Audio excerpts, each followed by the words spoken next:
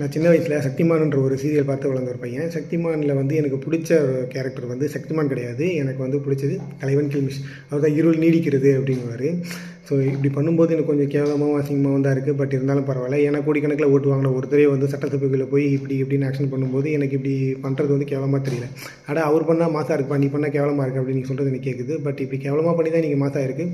அதனால் நம்மளும் பண்ணுவோம். ஸோ இந்த மாதிரி ஏன் என் தலைவன் சொன்ன மாதிரி இருள் நீடிக்குதுன்னு நான் ஏன் சொல்கிறேன்னா, தமிழ்நாட்டில் இதுக்கு முன்னாடி டிஎம்கேன்ற ஒரு இருள் போய் இப்போ வந்து அமாவாசை இருட்டான ஒரு டிவிகேன்ற ஒரு கவர்மெண்ட் வந்திருக்கு. ஏன் சொல்கிறேன்னா, ஏற்கனவே பவர் கட்டுன்னு ஒரு விஷயம் இருக்குது. அதனால் நிறைய பேர் இருட்டில் மக்கள்லாம் வந்து போராடினதை நம்ம பார்த்துருக்கோம்.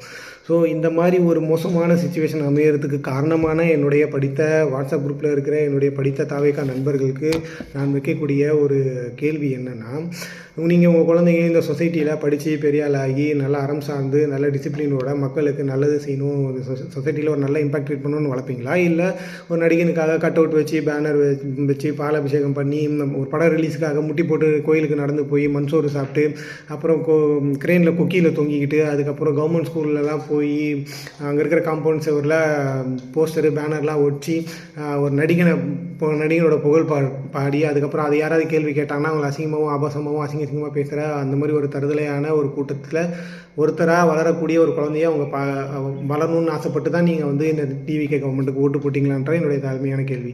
இந்த கேள்வி கொஞ்சம் ஆஷாக தான் இருக்கும். பட் அந்த கேள்வி கேட்கறதுக்கான சுச்சுவேஷனுக்கு தள்ளப்பட்டது நீங்கள் தான். ஏன்னா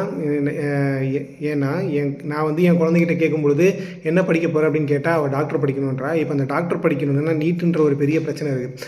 இப்போ அந்த நீட்டுனால நிறைய பேர் கஷ்டப்பட்டு படித்து அதை பாஸ் பண்ண முடியாமல் நிறைய மாணவர்கள் இருக்கிறாங்க. அது மட்டும் இல்லாமல் கொஸ்டின் பேப்பர் லீக் ஆகி அவங்களோட கெரியரே ஸ்பாயில் ஆகுது, அவங்களோட ஏஜ் போகுது.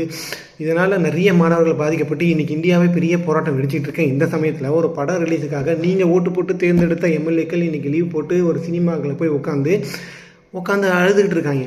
ஒரு படம் ரிலீஸுக்கு உட்காந்து அழுதுகிட்டு இருக்காங்க.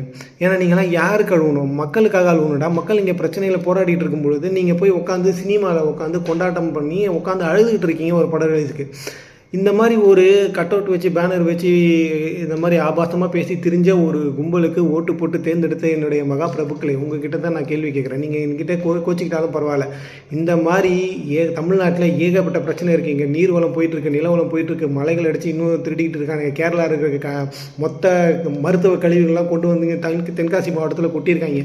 பாலியல் வன்கொடுமை நடந்துகிட்டு இருக்கு, கஸ்டோடியல் டெத்து நடந்துகிட்டு இருக்கு. இந்த மாதிரி நான் மாற்றம்னு சொல்லிட்டு எல்லாத்தையும் வந்து ஏமாற்றமாக ஆக்கி தெரிஞ்சுக்கிட்டு இருக்கேன். இந்த டிவிகே கவர்மெண்ட்டுக்கு இன்னும் முட்டு கொடுத்துட்டு தெரிகிறேன். உங்ககிட்ட நான் சொல்கிறது என்னென்னா, தமிழ்நாடு இன்னும் நாசமாக தான் போகும். நல்லது நடந்தால் சரி, சந்தோஷம்தான். இருள் இன்னும் நீடிக்கிறது. இருள் நீடிக்கிறது